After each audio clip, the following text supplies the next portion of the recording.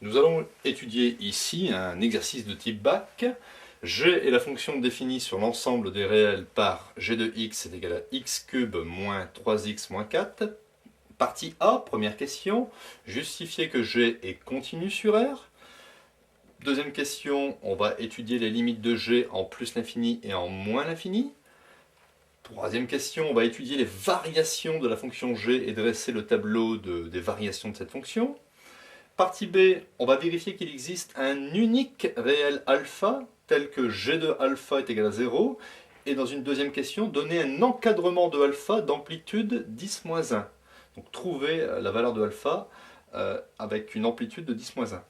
Et dans une partie C, on va en déduire, à partir des parties précédentes, le signe de la fonction G.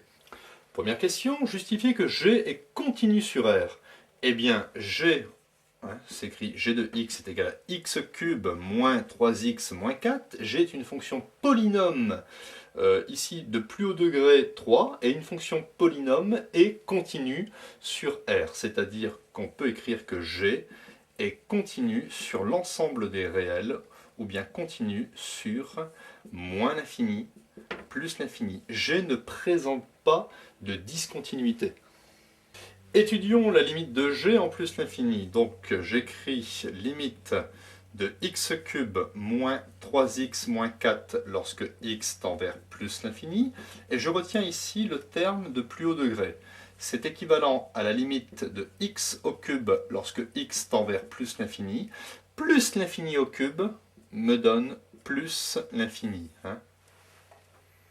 Pour la limite en moins l'infini, il n'y a pas grand chose qui change. La limite de la fonction g quand x tend vers moins l'infini, je retiens le terme de plus haut degré, x cube, et la limite de x au cube lorsque x tend vers moins l'infini, je vais obtenir moins l'infini.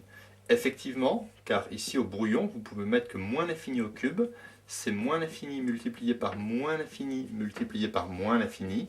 Donc ici nous avons 3 signes moins, donc le résultat sera négatif.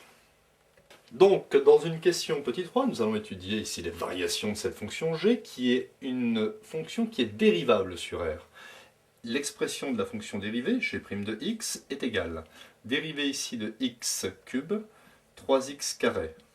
Dérivée de moins 3x moins 3 fois 1, et dérivée d'une constante, ça fait 0. Donc je peux réécrire ici la dérivée sous une forme factorisée. C'est 3 fois x carré moins 1. Donc j'ai représenté ici un tableau où x varie entre moins l'infini et plus l'infini. Le 3, ici, un des facteurs de la dérivée. X carré moins 1, le second facteur de la dérivée. La fonction dérivée et la fonction principale g. Donc ici, x carré moins 1, 3 ne s'annule pas. X carré moins 1, on va regarder quand x carré moins 1 s'annule, ce qui équivaut à x carré est égal à 1. Donc x est égal à plus 1, ou bien x est égal à moins 1. Donc je place ces informations dans le tableau. Ici, x égale à moins 1, x est égal à plus 1. Et x carré moins 1 s'annule lorsque x vaut moins 1 ou plus 1. Moins 1 et plus 1 annulent aussi la fonction dérivée. Si vous remplacez ici x par 1 ou x par moins 1, vous allez obtenir 0 pour g' de x. Au niveau des signes, ici, x carré moins 1, on est un peu comme dans le cadre de delta strictement supérieur à 0, puisqu'on obtient deux solutions à la résolution de l'équation g' de x est égal à 0. Donc entre les zéros, vous mettez l'opposé du signe de a. A c'est 1, c'est le coefficient de x carré, a c'est 1. 1 c'est positif, donc vous mettez ici l'opposé du signe de a entre les zéros, donc c'est moins. Ici un plus et un plus. 3 est un nombre positif, donc pour la dérivée, plus, ici un plus multiplié par un moins, un plus multiplié par un plus, un plus. Ici, g' positive, la fonction croît. Elle croît jusqu'à g de moins 1, puis décroît, parce que le nombre dérivé est négatif, décroît jusqu'à g de 1, puis croît parce que ici vous avez une dérivée positive, donc la fonction g croît. On va placer les limites que l'on a calculées tout à l'heure. La limite de g en plus l'infini, on avait trouvé plus l'infini, et la limite de g en moins l'infini, on avait trouvé moins l'infini.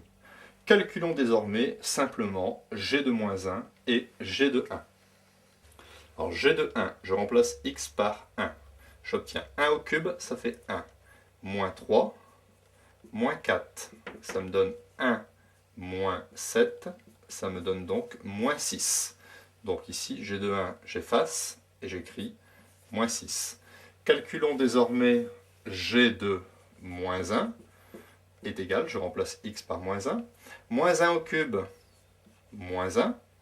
Moins 3 fois moins 1, plus 3, moins 4. J'obtiens donc 3 moins 1, 2.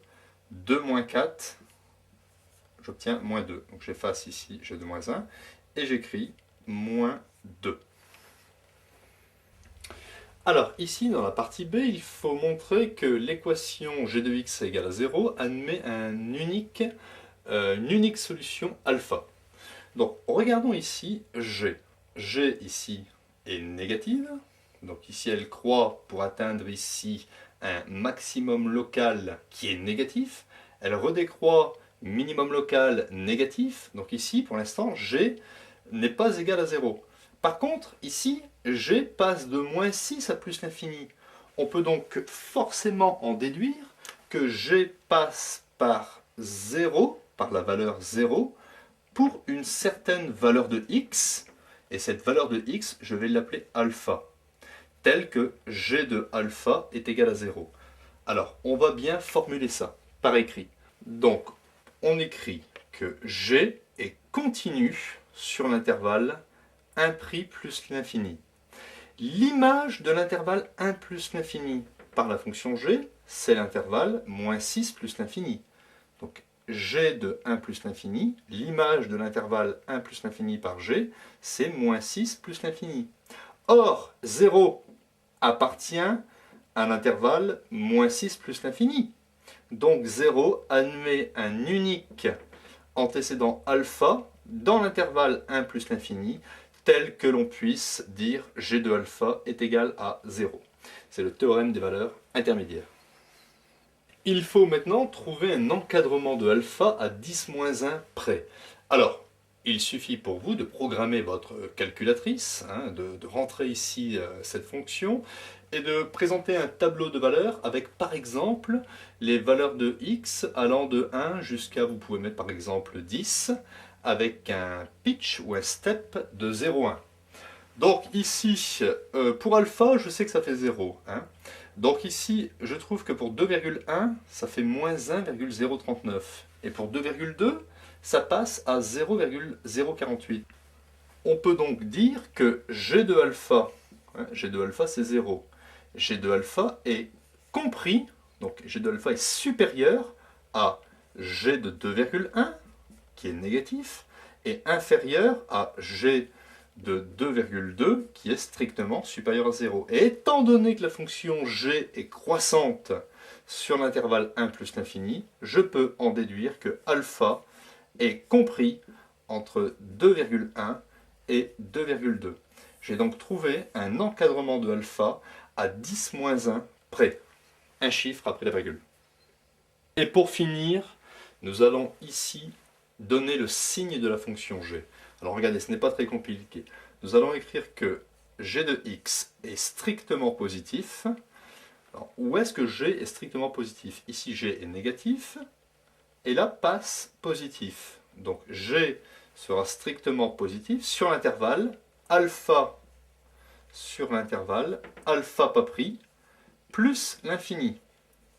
Ensuite, je fais g strictement négatif, donc ici, correspondant aux valeurs de x comprises entre moins l'infini, donc sur l'intervalle moins l'infini, alpha pas pris, et g de x est égal à 0 lorsque x est égal à alpha, si x est égal à alpha. Donc vous voyez qu'à partir des variations d'une certaine fonction, et quand nous voyons ici des zéros, pour calcul de l'image en fait, hein, eh bien vous pouvez facilement déduire le signe de cette fonction et présenter ici une triple conclusion: g de x strictement supérieur à 0, g de x strictement inférieur à 0 et g de x est égal à 0. Mais quelquefois vous n'avez qu'une seule conclusion quand par exemple g n'est que strictement positive.